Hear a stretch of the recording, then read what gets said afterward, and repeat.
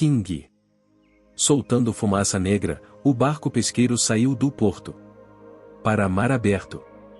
Howard King sentiu a vibração dos motores sob os pés, ouviu o rangido da madeira e as vozes da tripulação, falando espanhol. Olhou para trás, para Puerto Cortés, um amontoado de casas pequenas à beira d'água. Esperava que aquele maldito barco pudesse enfrentar o mar, porque estavam lá fora no meio do nada. E Dodson estava se aventurando, desafiando o destino. Outra vez. Era a situação que King mais temia. Howard King conhecia Lewis Dodson há quase 10 anos. Desde quando entrará para a biose, recém-formado na Berkeley, um jovem promissor no ramo da pesquisa, com energia para conquistar o mundo. Sua tese de doutorado foi sobre os fatores de coagulação do sangue. Entrou para a biose numa época em que era imenso o interesse por esses fatores, que pareciam ser a chave para dissolver os coágulos nos pacientes com ataques cardíacos. Havia uma competição entre as empresas de biotecnologia para a descoberta de um medicamento capaz de salvar vidas e ao mesmo tempo proporcionar fortunas. Inicialmente, King trabalhou com uma substância promissora chamada hemaglutina V5 ou HGV5. Nos primeiros testes ela dissolveu, com precisão extraordinária, a agregação das plaquetas. King tornou-se o jovem pesquisador mais promissor da biose. Seu retrato apareceu com destaque no relatório anual. Tinha um laboratório próprio e um orçamento de quase $500 mil. Então, quando menos esperava, tudo foi por água abaixo. Nos testes preliminares com seres humanos, o HGV5 não dissolveu os coágulos nem nos casos de infartes do miocárdio nem nos de embolia pulmonar. Pior ainda, produziu efeitos colaterais muito graves, hemorragia gastrointestinal, erupções cutâneas, problemas neurológicos. Depois que um paciente teve convulsões e morreu, a empresa suspendeu os testes. Em poucas semanas, King perdeu seu laboratório para um pesquisador holandês recém-chegado que estava desenvolvendo um extrato da saliva da sanguessuga de Sumatra, projeto que parecia mais promissor. King passou para um laboratório menor, resolveu que estava farto de fatores sanguíneos e voltou sua atenção para os analgésicos. Ele tinha um composto interessante, o L-isômero de proteína de uma espécie de sapo da África, que parecia ter um efeito narcótico. Mas havia perdido a antiga confiança e, quando a empresa analisou seu trabalho, concluiu que sua pesquisa não era suficientemente documentada para merecer a aprovação da FDA para o início dos testes. Seu projeto com os sapos com chifres foi cancelado. King estava então com 35 anos e com 2 fracassos. Seu retrato já não enfeitava o relatório anual.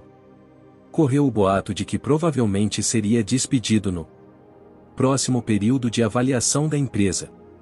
Quando ele propôs um novo projeto, foi rejeitado imediatamente. Foi um período ruim da sua vida. Até o dia em que Lewis Dodson o convidou para almoçar. Dodson tinha uma reputação pouco favorável entre os pesquisadores porque tirava o trabalho de outros, quando estava ainda no começo, e o aprimorava dizendo que era seu. Antigamente, King jamais permitirá que o vissem na companhia de Dodson. Mas agora permitiu que ele o levasse a um caro restaurante de frutos do mar em São Francisco. A pesquisa é um trabalho duro, Dodson disse, muito compreensivo. Nenhuma novidade, disse King. Duro e arriscado, observou Dodson. O fato é que pesquisa inovadora raramente tem sucesso. Mas os empresários entendem isso? Não. Se a pesquisa falha, você é o culpado.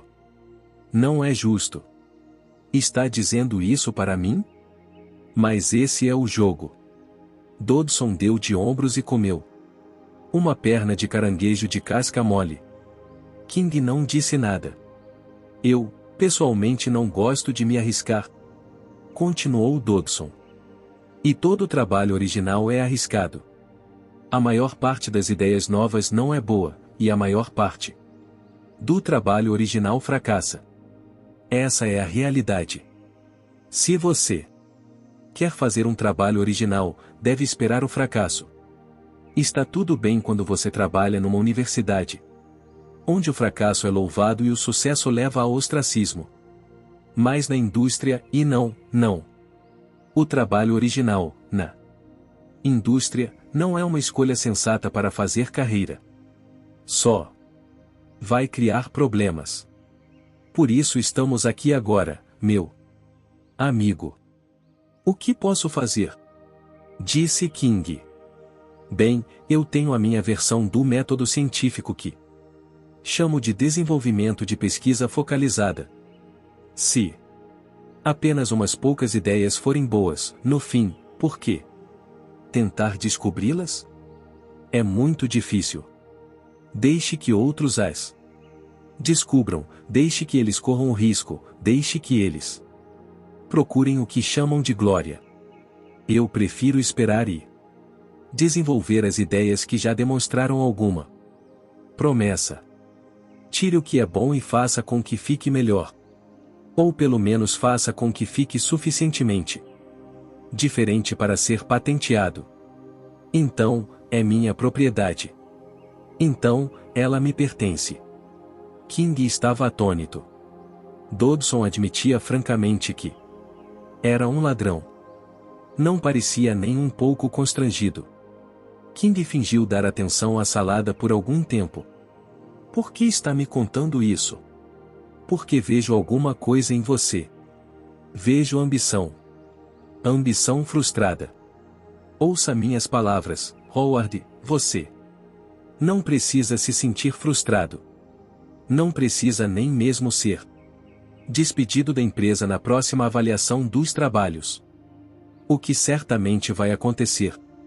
Que idade tem seu filho? 4, disse King. E terrível ficar sem trabalho com uma família jovem. É. Não vai ser fácil conseguir outro emprego. Quem vai lhe dar chance agora? Aos 35 anos, um cientista já deixou sua marca, ou nunca mais vai deixar.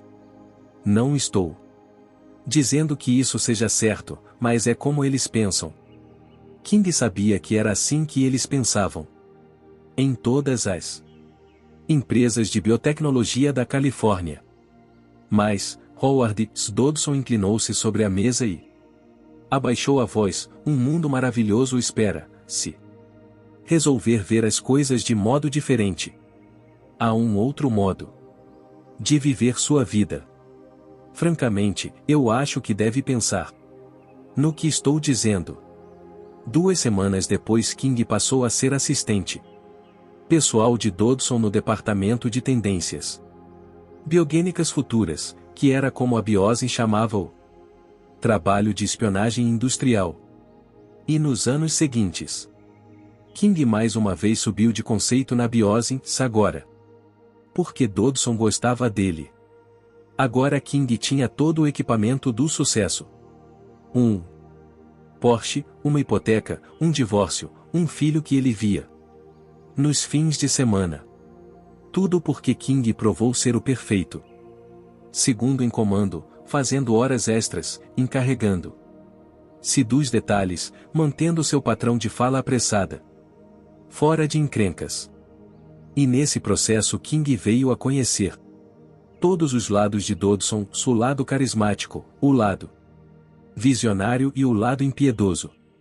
King dizia a si mesmo que podia lidar com o lado impiedoso, que podia controlá-lo, que durante aqueles anos tinha aprendido a fazer isso.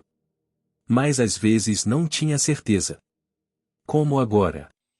Porque estavam ali naquele barco de pesca mal cuidado e fedido, no meio do oceano, partindo de uma pobre cidadezinha da Costa Rica, e no último e tenso momento, Dodson tinha resolvido fazer uma espécie de jogo, conhecendo aquela mulher e levando-a com eles.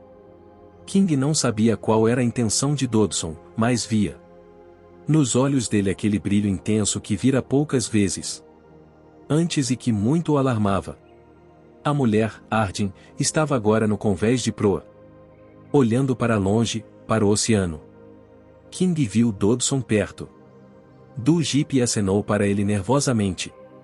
Escute, King disse. Precisamos conversar. Certo, disse Dodson, com a maior calma. De que se trata? E ele sorriu. Com aquele sorriso encantador. Hardin. Sarah Hardin olhava para o céu cinzento e ameaçador. O barco balançava nas marolas altas, longe da costa.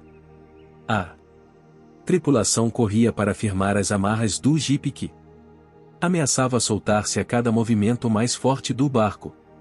Ela estava na proa, lutando contra o enjoo.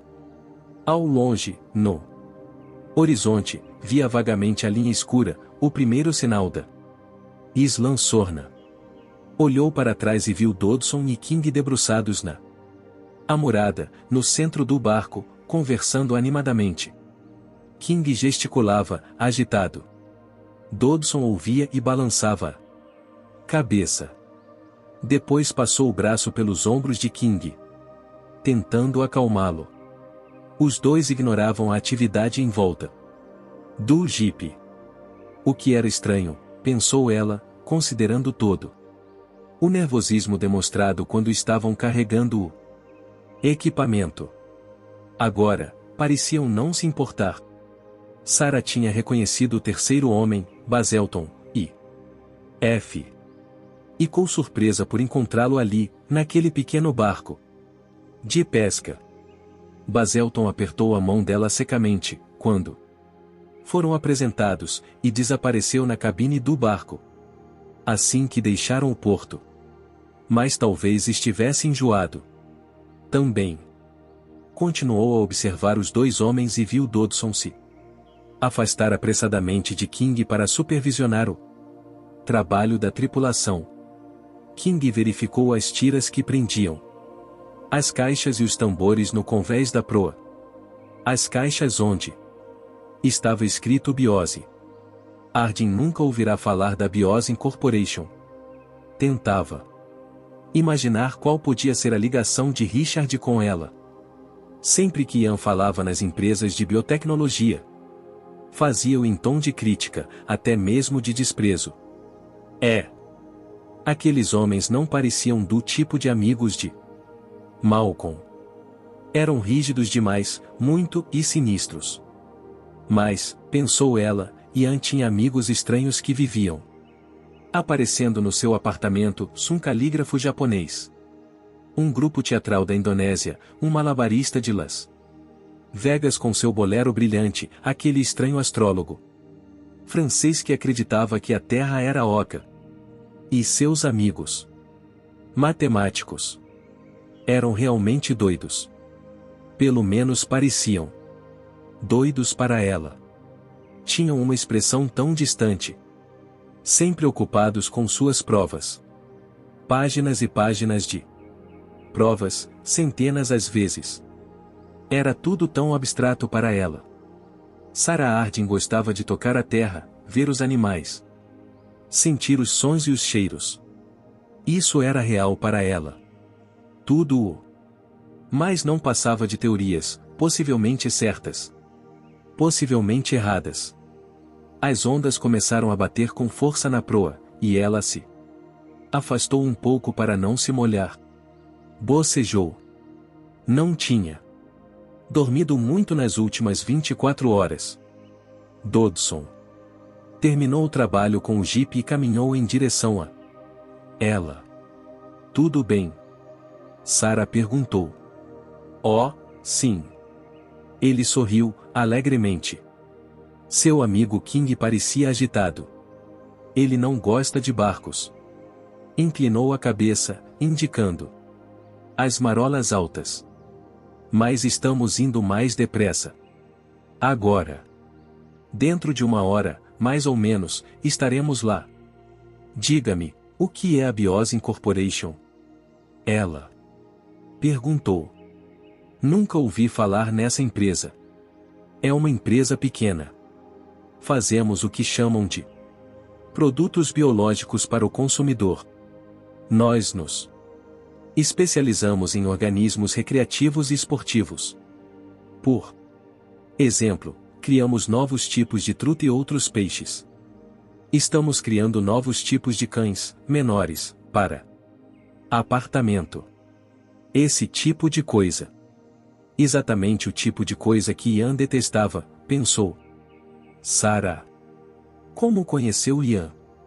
Oh, há muito tempo, disse Dodson. Sarah notou-a. Evasiva. Quanto tempo? Desde os dias do parque. O parque, Sela disse. Ele nunca contou como machucou a perna? Não, disse Sarah. Nunca fala sobre isso. Disse. Apenas que aconteceu num trabalho de consultoria que estava fazendo e eu não sei. Um problema. Era um parque? Sim, de certo modo. Dodson olhou para o mar. Depois de um momento, deu de ombros. E você? Como o conheceu? Ele foi um dos orientadores da minha tese. Sou etologista.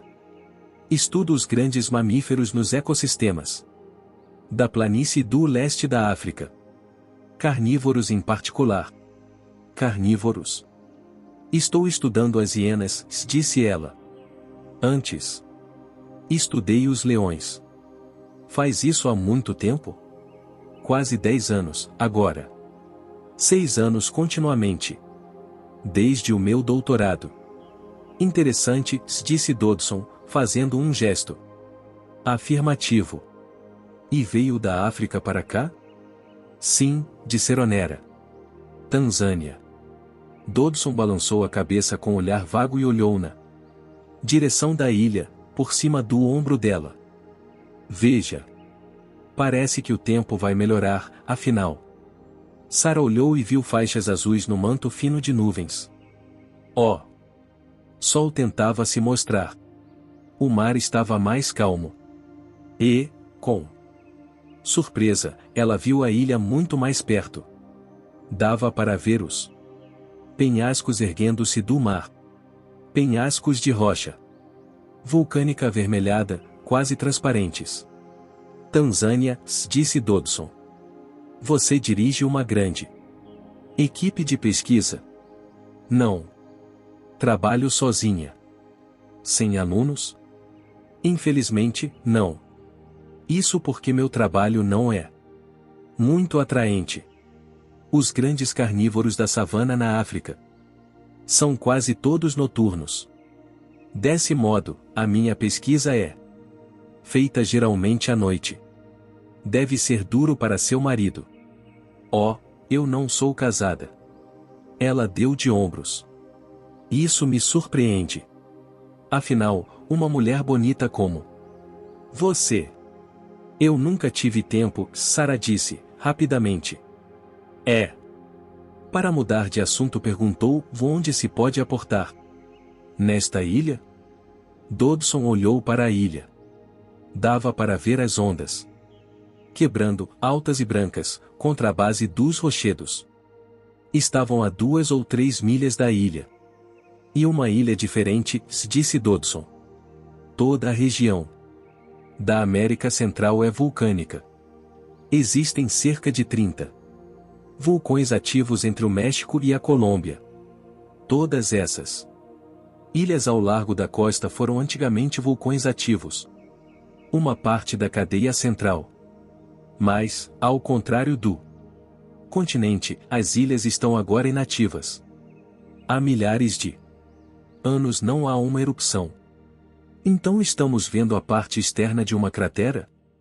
Exatamente. Os rochedos são todos resultado da erosão provocada pela água da chuva, mas o oceano se encarrega da erosão na base dos rochedos. Aquelas partes planas do rochedo que está vendo são onde o mar desgastou a rocha e áreas enormes da face do rochedo desmoronaram e caíram no mar. Tudo é de rocha vulcânica macia. Então, vamos desembarcar. Há vários lugares no lado do vento onde o oceano abriu cavernas na rocha. Em 2 desses lugares, as cavernas chegam até os rios que correm no interior da ilha. Portanto, pode-se passar por elas. Apontou para a frente. E está vendo ali? Dá para ver uma das cavernas. Sarah Harding viu uma abertura escura e irregular na base do rochedo. Em volta dela, as ondas quebravam na rocha, a espuma branca subindo a quase 15 metros de altura.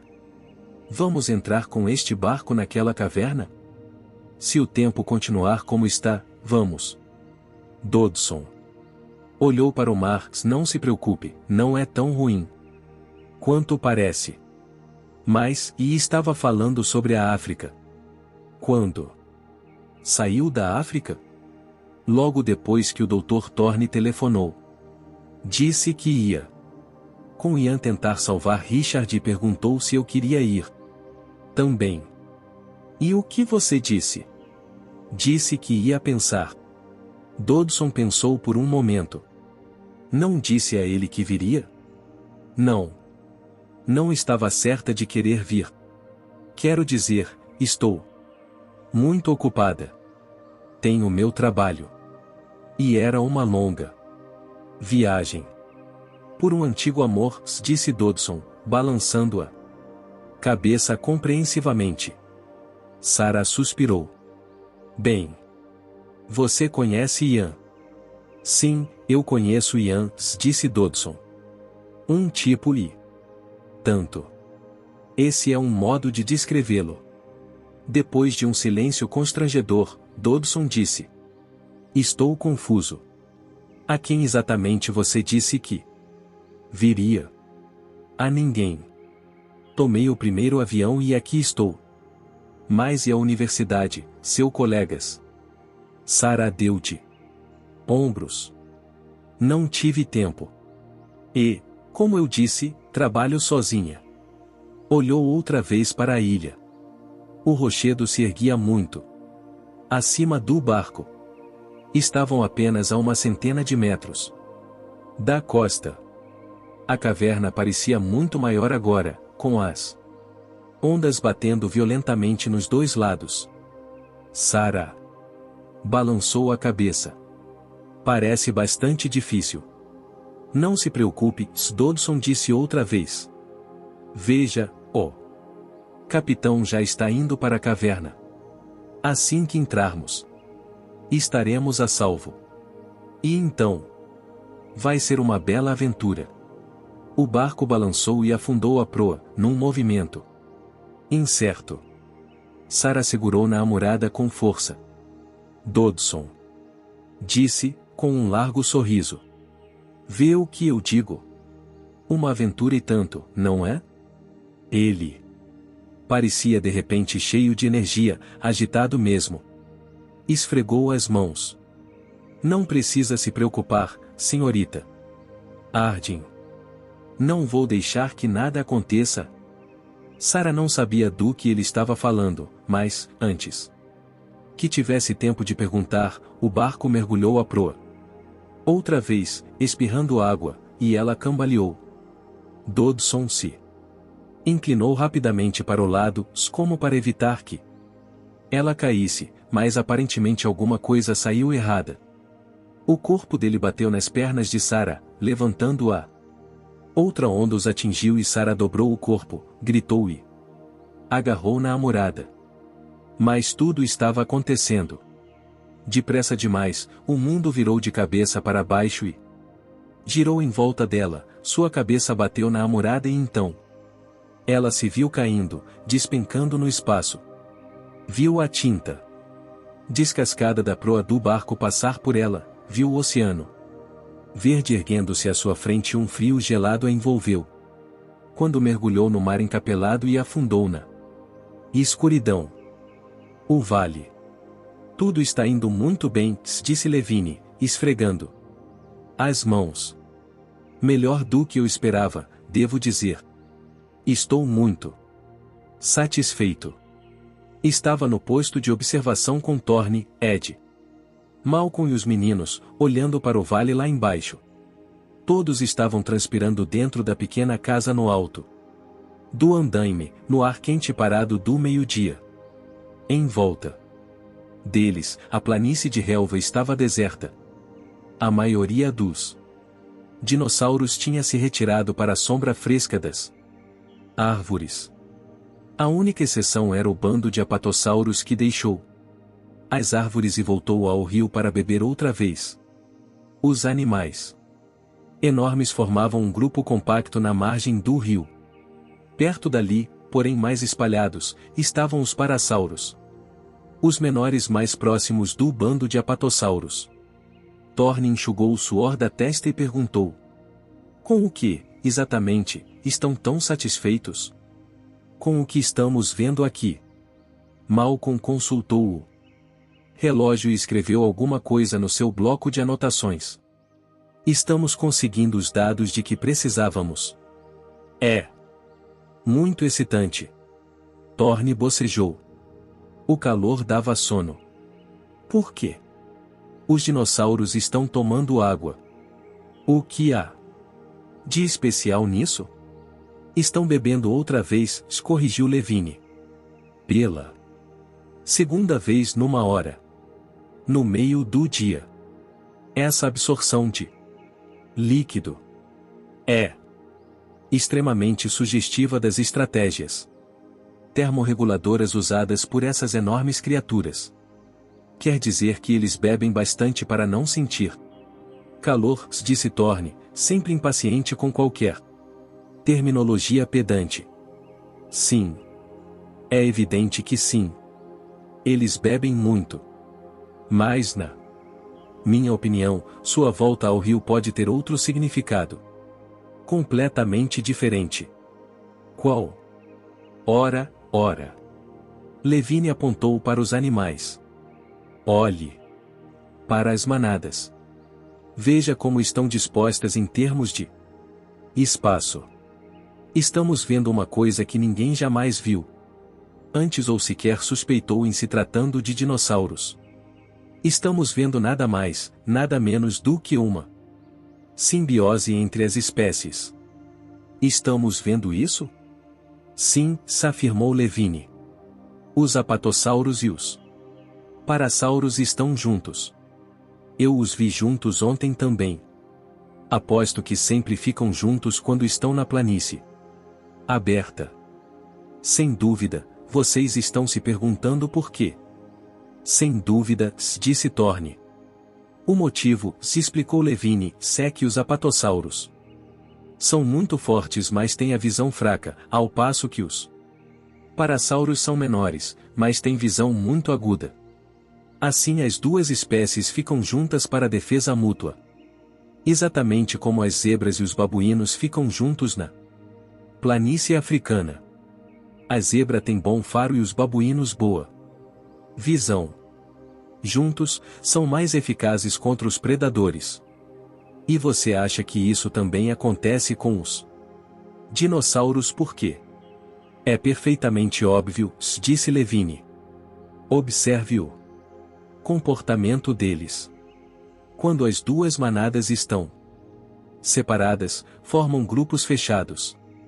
Mas, quando estão juntas, os parassauros se espalham, abandonando sua formação para formar um anel em volta dos apatossauros. Exatamente como estão agora. Isso só pode significar que cada parassauro vai ser protegido pelo bando dos apatossauros e vice-versa. Só pode ser uma defesa mútua. Contra predadores. Um dos parassauros levantou a cabeça e olhou para outra margem do rio. Todos os outros parassauros fizeram o mesmo.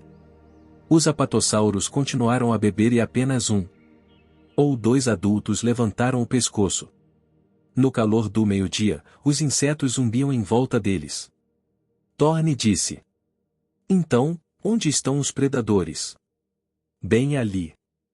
Malcolm apontou para um grupo de árvores. No outro lado do rio, não muito distante da água. Thorne olhou e não viu nada. Não está vendo? Não. Continue olhando. São animais pequenos parecidos com lagartos. Marrom escuros. Raptores, disse Malcolm. Thorne deu de ombros. Não via nada. Levine, ao lado dele, começou a comer uma barra de alimento energético. Preocupado em segurar o binóculo, deixou cair o papel no assoalho da pequena casa.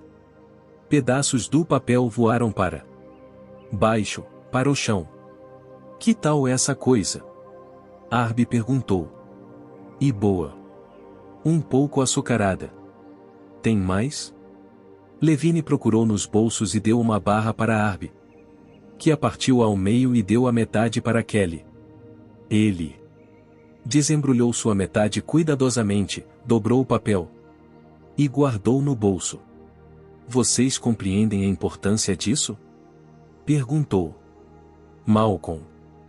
Para a questão da extinção.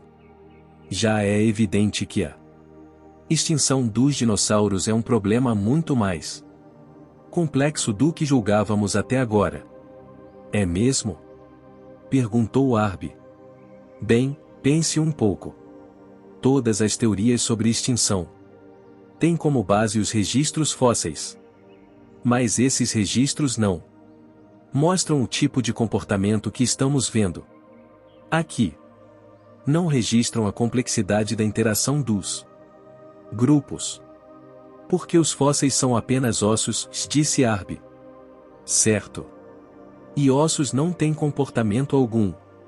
Pensando bem, o registro fóssil é como uma série de fotografias, momentos congelados de uma realidade móvel e viva.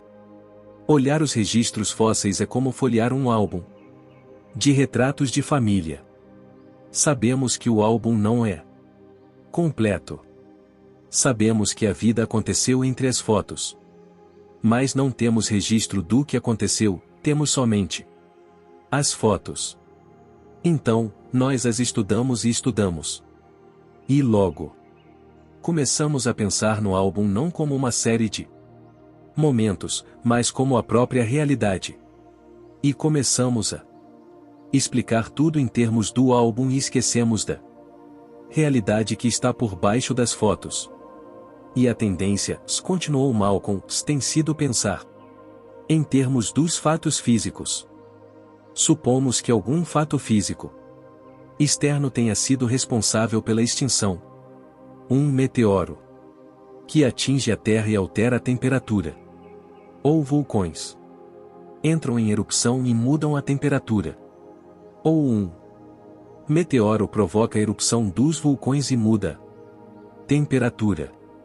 Ou a vegetação muda, os animais morrem de fome e são extintos. Ou surgem plantas que envenenam todos os dinossauros. Em cada caso, o que se imagina é sempre um evento externo.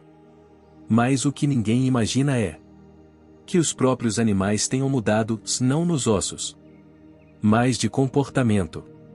Contudo, olhando para animais como aqueles e vendo um modo complexo como o seu comportamento se entrelaça, compreendemos que uma mudança no comportamento do grupo pode facilmente levar à extinção. Mas, por que haveria uma mudança no comportamento do grupo? Perguntou Thorne. Se não houvesse nenhuma catástrofe externa, o comportamento teria mudado? Na realidade, disse Malcolm, seu comportamento está sempre mudando. Nosso planeta é dinâmico. O clima está Mudando. A Terra está mudando. Os continentes se movem. Lentamente. Oceanos aumentam e diminuem. Montanhas surgem do solo e são desfeitas pela erosão. Todos os organismos do planeta estão se adaptando constantemente a essas mudanças. Os melhores são os que se adaptam com maior rapidez. Por isso é difícil compreender como uma catástrofe que produz uma grande mudança pode causar a extinção, uma vez que grandes mudanças estão acontecendo o tempo todo. Nesse caso, disse Thorne, o que causa a extinção? Certamente não uma mudança rápida, os fatos nos dizem isso claramente, respondeu Malcolm. Quais fatos? Cada mudança ambiental importante quase sempre foi acompanhada por uma onda de extinção, mas não imediatamente. As extinções ocorrem centenas de milhares de anos depois. As geleiras desceram, o clima mudou drasticamente, mas os animais não morreram. Só depois que as geleiras recuaram, quando se pensava que tudo ia voltar ao normal, várias espécies começaram a ser extintas. Foi quando as girafas, tigres e mamutes desapareceram do continente americano. E esse é o padrão comum. E quase como se as espécies tivessem enfraquecido por causa da grande mudança, mas só vieram a morrer muitos anos depois. É um fenômeno perfeitamente aceito e observado. E como se explica? Levine ficou calado. Não há explicação, disse Malcolm. É um mistério paleontológico. Mas acredito que a teoria da complexidade possa nos dizer muita coisa. Porque se o conceito da vida no limite do caos é verdadeiro, então uma grande mudança leva os animais para mais perto dessa margem. Desestabiliza todo tipo de comportamento. E, quando o meio ambiente volta ao normal, não é na verdade uma volta ao normal. Em termos de evolução, é outra grande mudança e forte demais para ser acompanhada. Acho que o novo comportamento das populações pode surgir de modos inesperados e acho que sei por que os dinossauros. O que é aquilo? Perguntou Thorne. Ele estava olhando para as árvores e viu um dinossauro saltar para a clareira. Era magro, movia-se agilmente, apoiado nas patas traseiras, mantendo o equilíbrio com a cauda rígida. Tinha quase 2 metros de altura, era marrom escuro com listras vermelhas, como um tigre. Aquilo, e é um velociraptor, disse Malcolm. Thorne voltou-se para Levine. Foi isso que o fez subir na árvore? Parece muito feio. Eficiente, disse Levine. Esses animais são máquinas mortíferas brilhantemente construídas. Sem dúvida é o predador mais eficiente da história do planeta. Aquele que acaba de sair da selva deve ser o animal alfa. Ele guia o grupo. Thorne viu outro movimento debaixo das árvores. Há outros. Oh, sim, disse Levine. Este grupo é muito grande. Apanhou o binóculo. Eu gostaria de localizar seu ninho. Não o encontrei em nenhum lugar da ilha. É claro que eles procuram se esconder muito bem, mas mesmo assim, os parassauros estavam gritando estridentemente, chegando mais perto do bando de apatossauros. Mas os grandes apatossauros pareciam relativamente indiferentes. Os adultos que estavam mais próximos da água chegaram a dar as costas para o raptor. Eles não se importam? Perguntou Arby. Não estão nem olhando para ele. Não se deixe enganar, disse Levine. Os apatossauros se importam e muito. Podem parecer vacas gigantes, mas não são nada disso. Aquelas caudas têm 10 metros de comprimento e pesam algumas toneladas. Vejam Com que rapidez eles as balançam. Uma pancada com aquela cauda pode quebrar as costas do atacante. Então, dar as costas faz parte da sua defesa? Sem dúvida. E pode-se ver que o pescoço longo ajuda a manter o equilíbrio da cauda. As caudas dos adultos eram tão longas que chegavam até a outra margem do rio. Eles as balançavam de um lado para o outro, os parassauros gritavam e o raptor que vinha na frente voltou para as árvores. Logo depois, todo o grupo começou a se afastar, seguindo a margem da floresta, na direção das colinas. Parece que você estava certo, disse Thorne. As caudas espantaram os raptores. Quantos você pode contar? Perguntou Levine. Não sei. De 10 a 12. Posso ter deixado passar alguns. 14. Malcolm anotou no seu caderno. Quer segui-los? Perguntou Levine. Agora não. Podemos ir no Explorer. Talvez mais tarde, disse Malcolm. Acho que precisamos saber onde fica o ninho deles. Insistiu Levine. É essencial, Ian, se vamos determinar o relacionamento predador-presa. Nada é mais importante do que isso.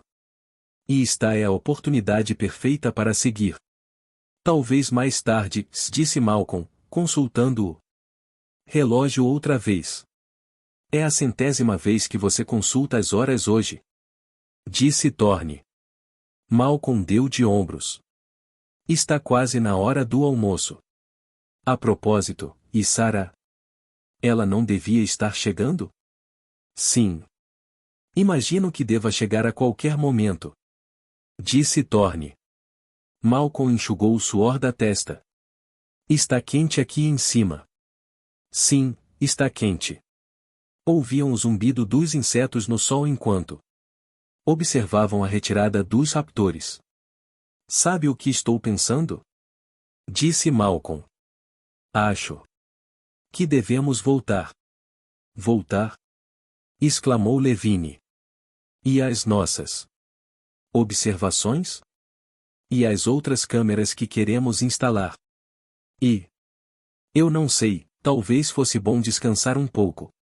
Levine olhou incrédulo para ele, mas não disse nada. Thorne. E os meninos olharam também para Malcolm, em silêncio. Bem, eu acho, disse Malcolm, que, como Sarah está vindo de tão longe, da África, devemos estar lá para receber. Lá. Deu de ombros. Acho que seria uma simples cortesia. Eu não sabia que, e disse Thorne. Não, Malcolm disse, rapidamente. Não é nada disso. É só que você sabe, talvez ela nem venha, e de repente pareceu incerto. Ela disse que viria? Disse que ia pensar. Malcolm franziu a testa. Então ela vem. Se Sarah disse isso, ela vem. Eu a conheço. Então, querem voltar agora? E claro que não, disse Levine, ainda olhando com o binóculo. Eu nem pensaria em sair daqui agora. Thorne? Quer voltar? Malcolm perguntou. Claro. Thorne estava enxugando o suor da testa. Está quente. Se eu conheço Sarah, disse Malcolm, descendo pelo andaime, ela vai chegar a esta ilha maravilhosa como sempre.